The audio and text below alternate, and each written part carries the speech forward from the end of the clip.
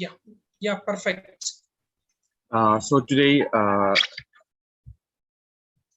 would like to share my experience, especially regarding hydroponic, how uh, how to scale up a hydroponic farm from learning to scaling up a hydroponic farm. So, hydroponic being a new technology, uh, there's a lot of hype around hydroponic, and there are lots of new entrepreneurs or new enthusiasts who are coming in this farming technology, but somehow somewhere due to the lack of knowledge or due to the lack of expertise, there has been a big hurdle while scaling up a hydroponic farm.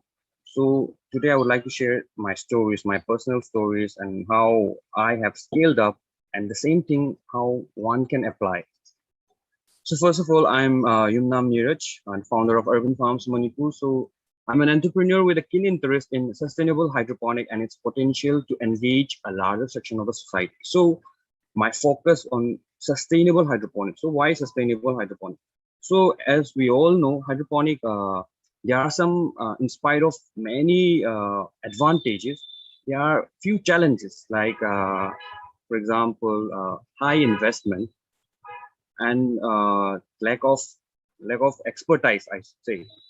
So with this point in view, I have been working in hydroponic since 2014 during my masters, and during those times it was a bit problematic. There was lots of challenges. So I have turned my interest into sustainable hydroponics, trying to make it feasible for any enthusiast who wants to venture into hydroponics. So first of all, uh, a brief description about hydroponic.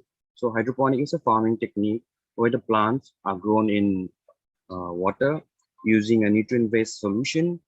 Hydroponic is not a new technology. It has been there since ages, uh, but it has been uh, it has been there since ages. Around 1930, it was his first published book by Dr. William Greeke, and then the course of hydroponic has been very long.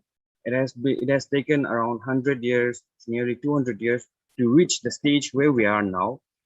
Uh, with the introduction of before around 1930, there were already books which was written on hydroponic, but the problem was that the equipment or the materials used were not feasible. So around 1970, with the introduction of plastic, the growing system material became widely accepted. Now, when it reached around 1990, that is where the environment concern, the climate change, the problems in agriculture started. Because before that, the Green Revolution was a main adoption, I should say, because as during those times around 1930, with the discovery of the plant nutrients and all, it was a more feasible option to apply those knowledge on soil cultivation.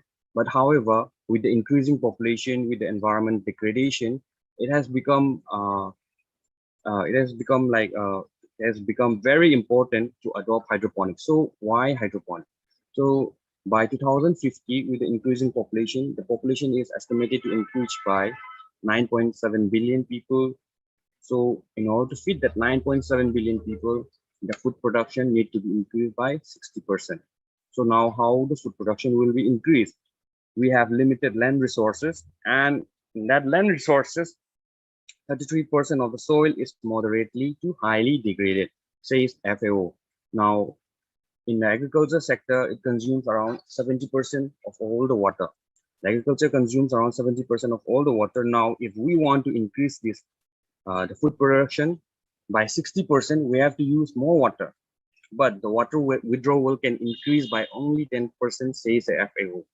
And apart from that, we have a lot of environmental problems, degradation, uh, climate change happening. So there has to be something. So we need to increase the food production, but how do we increase? The answer is technology. So technology is the answer. With the use of technology, the food production should be increased, not by using more resources, because there is limited resources.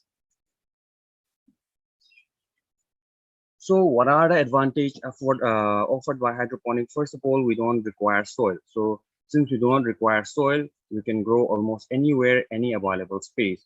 You see now, right now, I'm talking from my rooftop farm.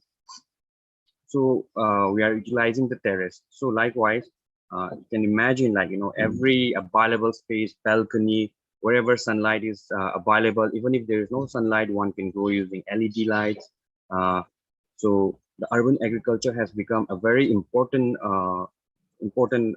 method if we want to increase the food production. So food production should come from every available space, and hydroponic is the technology which can make it achievable.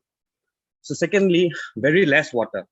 Hydroponic requires very less water uh, compared to the farming in soil. It conserves around 80 to 90% water. So hydroponic has a huge potential, because in the previous slide we discussed that the water consumption can increase by just 10%.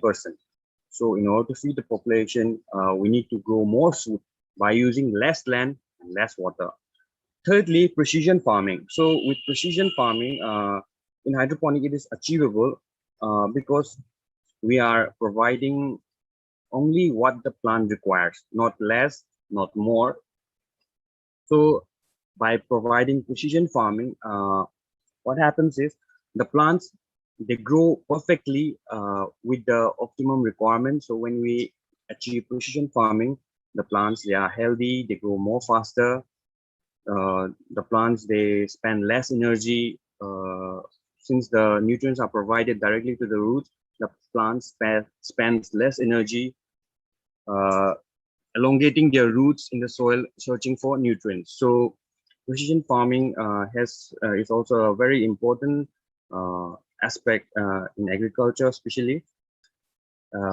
Fourthly, lower carbon footprint. Now, this this particular session has been focused on COVID-19. So I would also like to put some viewpoints regarding COVID-19 in my slide. So as of now, we have COVID-19 pandemic, and there's a lot of disruption in the market.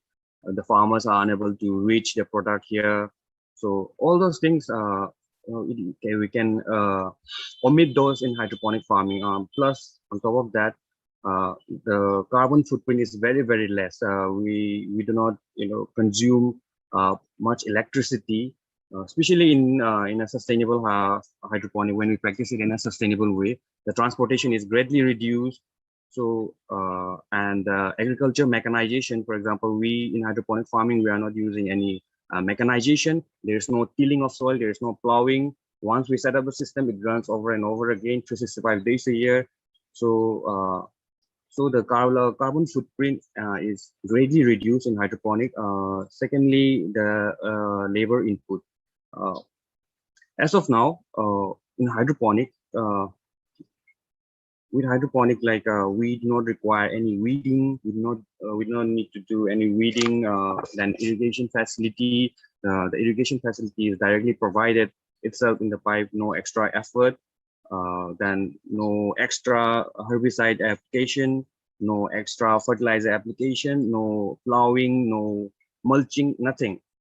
Once you set up the system, it runs again and again. So the labor input is very less. And especially, let's talk about like harvesting. So when you harvest, there's a lot of labor requirement in soil when you practice in soil cultivation. But in hydroponic, the plants, they are just grown in the water, so there is no attachment of the roots with the soil. So the labor requirement is greatly reduced. I myself am managing the farm.